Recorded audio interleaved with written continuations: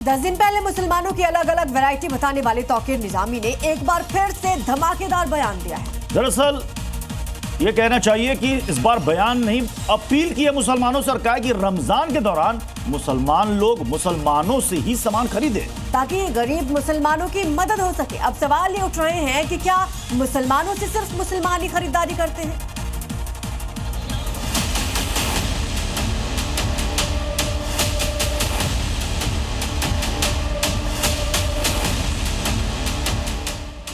माह रमजान शुरू होने से ठीक एक दिन पहले तौकीर निजामी ने एक ऐसा शिगुफा छोड़ा है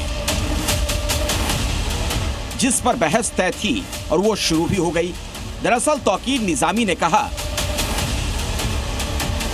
रमजान में गरीब मुसलमानों से खरीदारी करें ताकि ज़कात का पैसा गरीब मुस्लिमों तक जाए।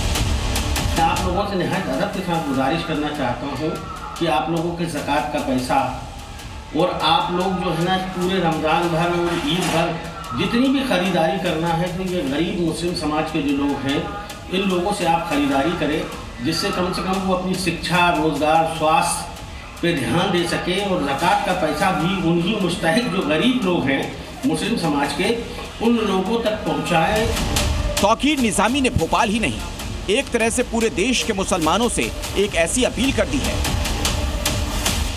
जिस पर बयानबाजी शुरू हो गई।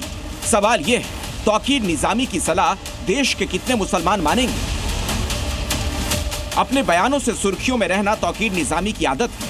ये वही तौकीर निजामी है जिन्होंने हाल ही में देश के मुसलमानों का नया वर्गीकरण कर डाला था। 3 तरह के मुसलमान होते हैं। एक मुसलमान वो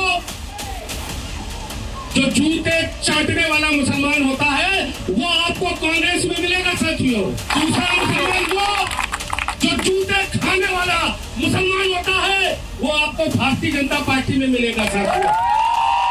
एक मुसलमान वो जो जूते मारने वाला मुसलमान होता है, वो मजलिस में मिलेगा तुम्हें साथियों। यानी जिसने मुसलमानों को मुसलमानों से ही खरीदारी का सुझाव दिया, उसने ही मुसलमानों की कैटेगरी भी बता दी थी। तो सवाल यह है, क्या तौकीर निजामी ये भी बताएंगे उनकी सलाह हर कैटेगरी के मुसलमानों के लिए है या फिर सिर्फ AIMIM का समर्थन करने वाले मुसलमानों के लिए? ब्यूरो रिपोर्ट, जी मीडिया।